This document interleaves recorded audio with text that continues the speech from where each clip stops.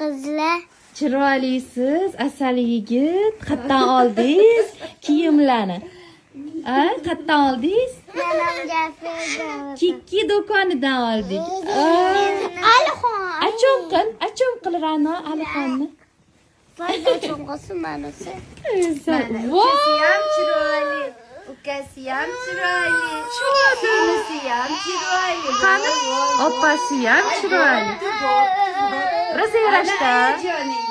Ana ayajoningiz. Rasmga olaman keling. Rosa yarashdi salonga. Uzunlar bir-birlariga o'xshaydi. Arzimaydi, yaxshi kuninglarga kiyinglar. Mana buni lekin Gulrayhon kelsa kiyib ko'radi, ko'rasizlar. Rosa chiroyli ekan bu.